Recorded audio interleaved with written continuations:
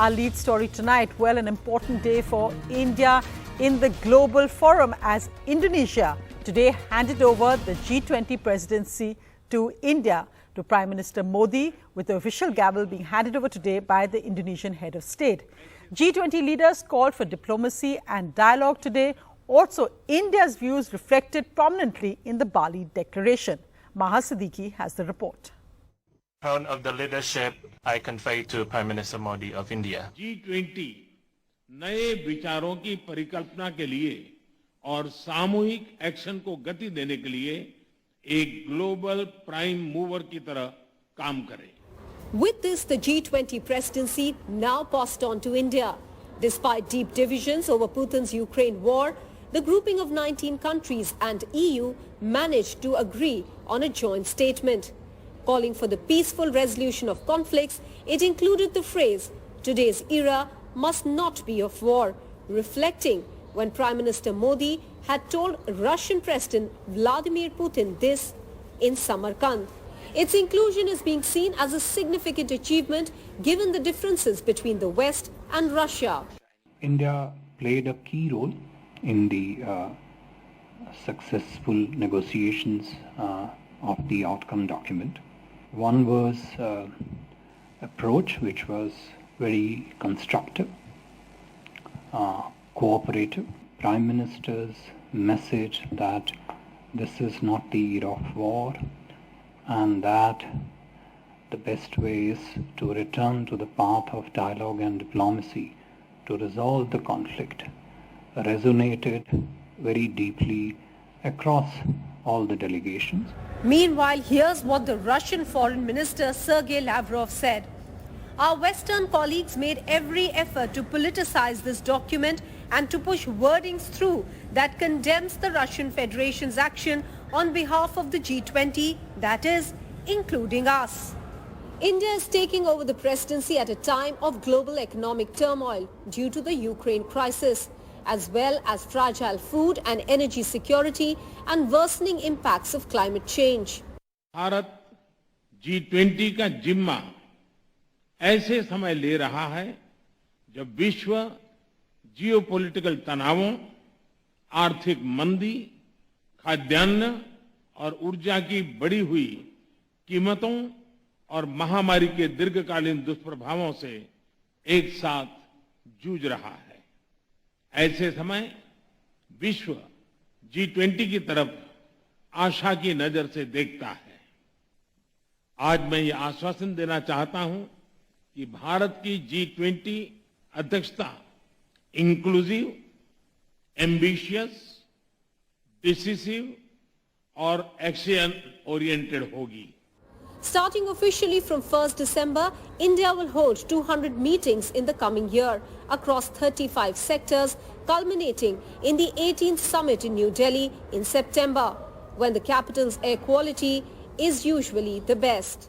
But what I'd also say is I think there's excitement about India taking the baton. Prime Minister Modi made an excellent speech at the close of the summit, and there's a lot of positivity about about all the positive things that have come out of this summit being carried on into India's presidency, and people are looking forward to supporting India in that, and we certainly will play our part in the United Kingdom to make sure that we do that. And with this, it's over to New Delhi from Nusa Dua. Apart from the global economic crisis, India would like to focus on two other important aspects. One, of digital transformation, of bridging the digital divide and using it for the greater good of the humanity. G20 countries also represent 85% of the world's GDP and emit 75% of the emissions globally.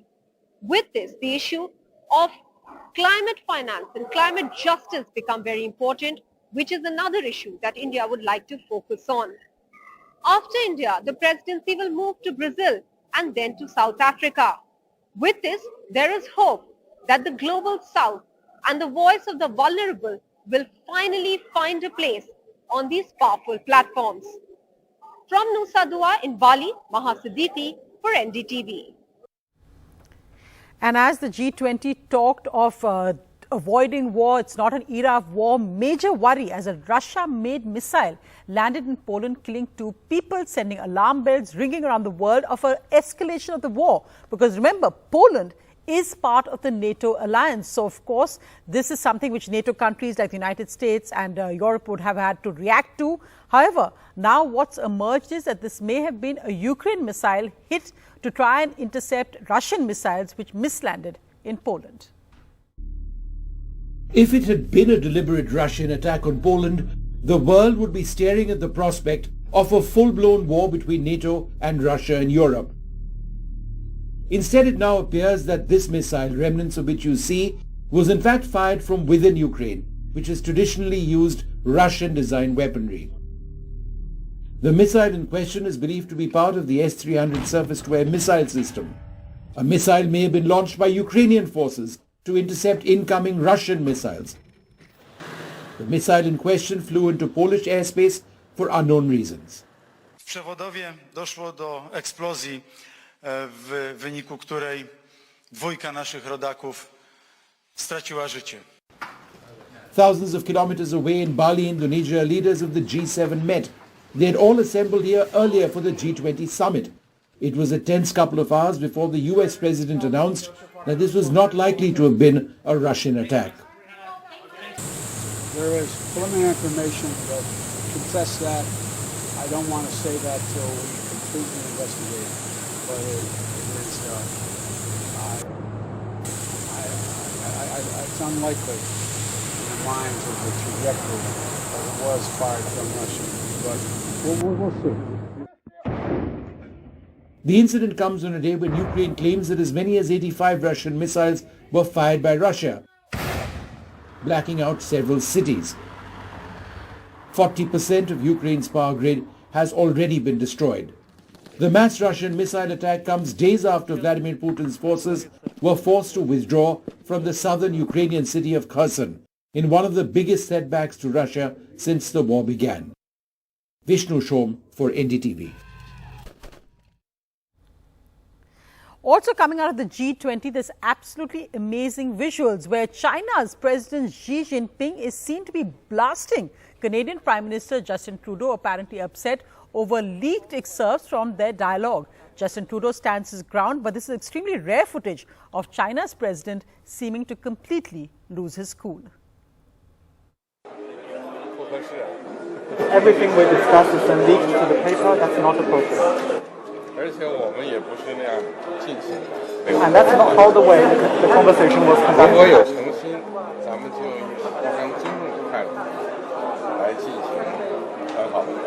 If there is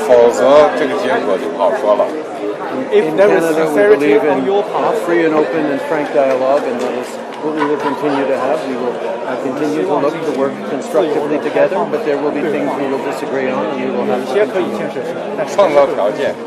Let's create the conditions first. So extremely unusual interaction there, and as we can see, the Chinese president clearly looking extremely upset there with Canada's Prime Minister Justin Trudeau. Meanwhile, Prime Minister Modi and the UK Prime Minister Rishi Sunak had, of course, met at the G20, and after that meeting, a go-ahead to a scheme that offers 3,000 visas for young professionals from India to work in the UK each year. Prime Minister Rishi Sunak of the UK had also tweeted in English and in Hindi about the friendship, saying ye dosti mazboot rahegi. So interesting to see there, of course, Prime Minister Rishi Sunak, whose parents are of Indian origin, there meeting India's Prime Minister Narendra Modi, and a new visa scheme being cleared. Well, the other big international headline, as US President Joe Biden was at G20, former ex-president Donald Trump announced that he will be running for the 2024 US presidency. The 76-year-old ex-president will be 78 by then, still younger than Joe Biden, who still hasn't decided whether he will run again. But Trump's announcement may not necessarily be good news for him, coming as it does after disastrous midterm results for his candidates and polls showing that another Republican contender is showing higher approval ratings. In order to make America great and glorious again, I am tonight announcing my candidacy for President of the United States. Despite facing the blame for the disappointing performance of the Republican Party in the midterm polls, A defiant Trump went ahead with his announcement for the presidency, taking a dig at Joe Biden. We have a president who falls asleep at global conferences, was held in contempt by the British Parliament over Afghanistan. Thanks to the words of wisdom, he said thank you to the wrong country for inviting him to a major summit on the environment of all things.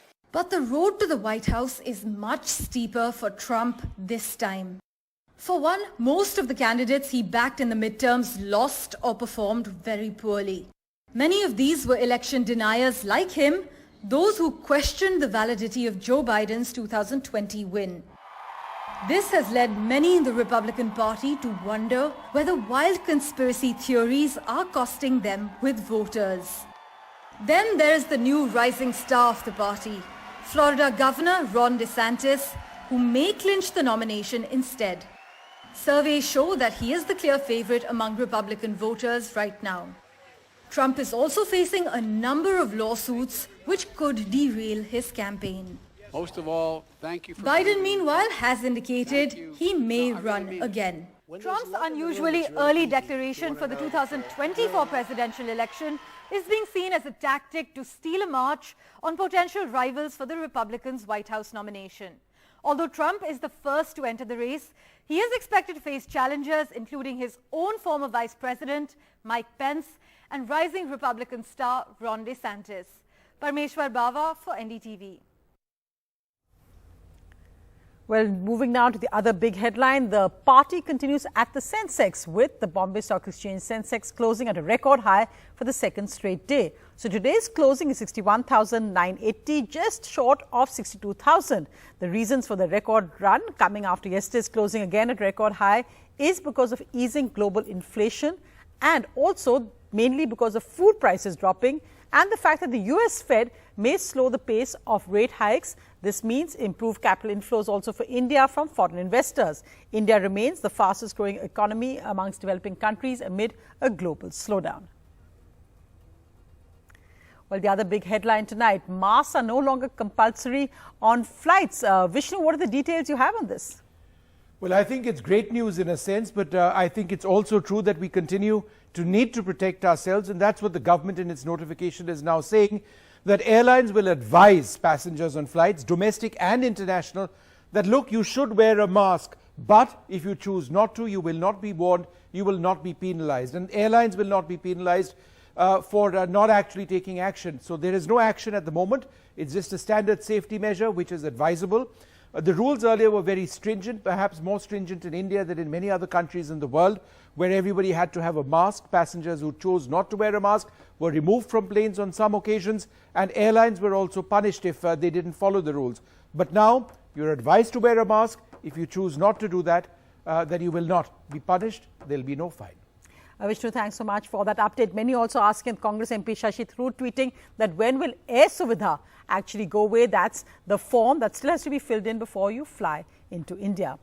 Meanwhile, let's go across to all the politics. And in Gujarat, it's now elections 24/7 and we're there tracking each development. Well, today it was thousands of BJP workers out on bikes and cars holding saffron flags in the air. In the middle of them was Home Minister Amit Shah, of course, also MP from Gujarat with the current Chief Minister.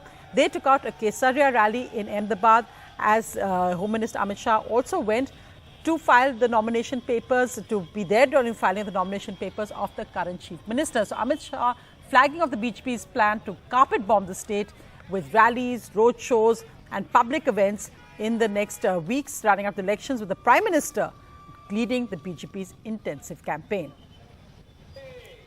But of course, also today, the big controversy was about an AAP candidate. There's Delhi Chief Minister Arvind Kejriwal also at a roadshow in Valsad in Gujarat, a tribal-dominated area. So again, you can see huge crowds there as well. But the major fiasco also, as AAP claimed that its candidate had been kidnapped. They went to the Election Commission.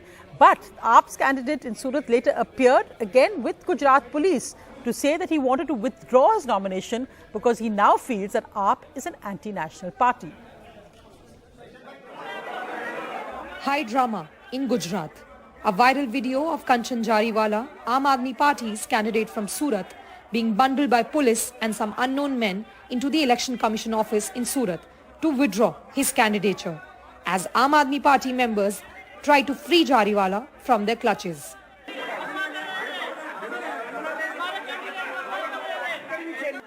Off camera, a man, presumably from Aam Aadmi Party, can be heard shouting, "They have captured our candidate."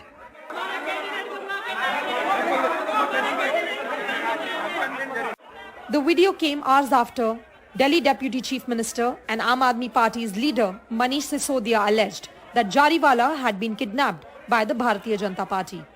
हमने election commission से दोनों request की हैं कि एक तो पूरे मामले की इंक्वायरी कराई जाए कि आखिरकार वो आदमी हमारे कैंडिडेट कंचन जी गए कहां थे, उनको कौन ले गया था और अब कहां चले गए वापस, उनको वापस से वो बीजेपी के गुंडे कहां लेके गए हैं, क्योंकि उनकी जान को भी खतरा है. Aam Aadmi Party claims the video is proof that the BJP have forcibly got Jariwala to withdraw. But the BJP released a video in which Jariwala, speaking in Gujarati, claims he withdrew of his own volition. 149 પૂર્વ વિધાનસભા માટે આમ આદમી પાર્ટીમાંથી ઉમેદવારી નોંધાવેલી હતી અને પ્રચાર કાર્ય શરૂ કર્યું હતું. મારા પ્રચાર દરમિયાનમાં અમારા વિસ્તારમાં નાગરિકો દ્વારા મને વારવાર કહેવામાં આવતું હતું કે તમે રાષ્ટ્ર વિરોધી છો, ગુજરાત વિરોધી છો, પાર્ટીમાંથી ઉમેદવારી કરી છે, એમાં તમને સમર્થન અમે આપીશું નહીં. મારા વિસ્તારમાં લોકોનો આવો પ્રતિભાવ મળતા મારો અંતરાત્મા કકલી ઉઠ્યો હતો અને મેં અંતરાત્માના અવાજ સાંભળી આવી રાષ્ટ્ર વિરોધી અને ગુજરાત વિરોધી પાર્ટીમાંથી ચૂંટણી ના લડવાનું મન બનાવીને મારી ઉમેદવારી પત્ર કોઈ પણ પ્રકારમાં દાગ દબાણ વગર પાછી ખેંચી દીધેલી છે એવું આપ સૌ મિત્ર મંડળને હું જાણ કરું છું. The drama intensified with Manish Sisodia squatted outside ECI's headquarters in Delhi, demanding action against BJP in Gujarat. Whether the Election Commission of India takes any action or not, that remains to be seen. But with less than a month to go for the Gujarat elections, the political battle between the Bharatiya Janata Party and the Aam Aadmi Party seem to be intensifying with each passing day. With camera person Ravi Joshi, I'm Tanushree Pandey reporting from Ahmedabad for NDTV.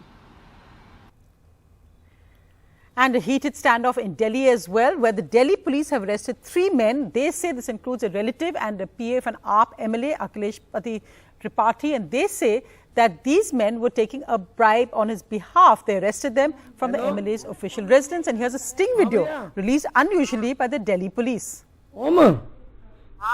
भैया से बात करो. क्या नाम तेरा बेटा? Prince से बात कर. भैया 2 की गड्डी कम बता रहे हैं, तो 2,000 के दिए थे. ये काउंट कितने बता दो. ये 33 है. कल करा देंगे है भैया. अगर है ऐसा तो मैं कल दिखवा लेता हूँ ऐसे.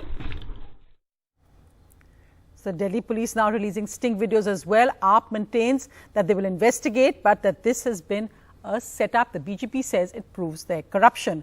Meanwhile, what's happening in the Congress and its desert storm, as Congress-in-charge Maken has quit, saying that he can't really continue at a time when those rebel MLAs and ministers who supported Chief Minister Ashok Gehlot have not responded to disciplinary action that the party had asked why it should be taken against them. And these same men are now going to be leading the organization of Rahul Gandhi's Bharat Jodo Yatra. So it's now Maken and Pilot in a front versus Chief Minister Gehlot as he's campaigning in Gujarat. 7 weeks ago, Ajay Maken found himself in the middle of a major revolt of Congress MLAs in Jaipur, loyal to Chief Minister Ashok Gehlot. Pro-Gehlot MLAs, when they revolted, apparently were upset with the fact that the Congress Legislature Party was actually called to take away the Chief Minister's chair from Ashok Gehlot and hand it to Sachin Pilot. Some MLAs, in fact, a few days later went as further as to blame Mr. Maken for openly canvassing for Mr. Pilot. The breakdown between Gehlot and Maken seems to have led to Maken's decision to quit as parties in charge for Congress affairs in Rajasthan. Maken is also believed to be upset that the party has not taken promised action against the pro-Gehlot rebel leaders. Maken's exit only worsens the climate of uncertainty in the state. 2 weeks ago, Sachin Pilot had questioned the uncertainty, asking for a swift resolution. New Congress President Mallikarjun Kharge has yet to take a call, even as Kharge's challenger Shashi Tharoor will not be campaigning in Gujarat.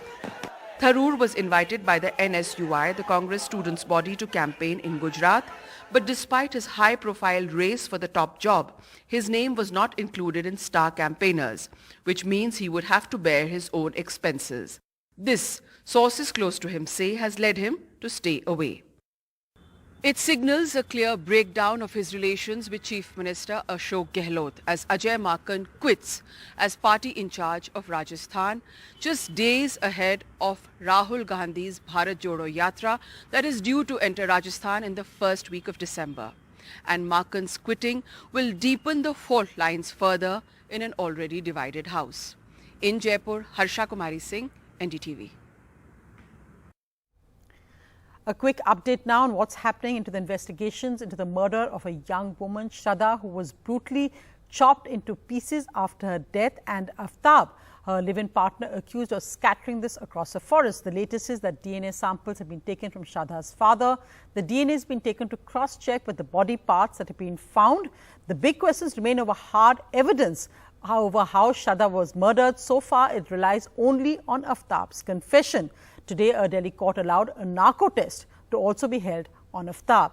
Also, new details coming out of how Aftab actually planned the murder of his partner Shraddha. Cops say that they've got clues from his phone search history.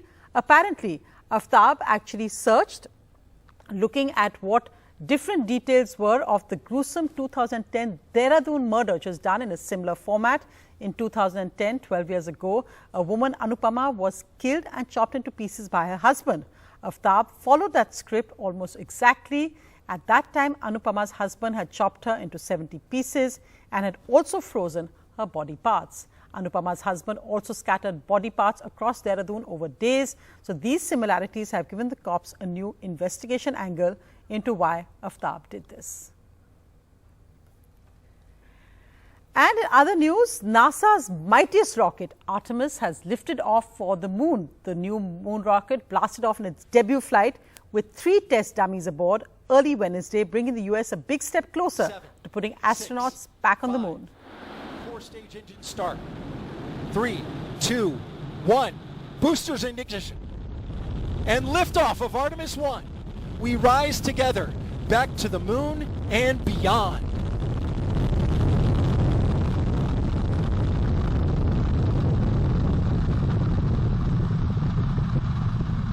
Engines on the core stage and 2 solid rocket boosters now propelling the vehicle at 128 miles per hour. Hearing good control on the roll from teams of Mission Control Houston. All good calls so far. Now 30 seconds into the flight of Artemis 1. First milestone will be for the vehicle to pass through max Q and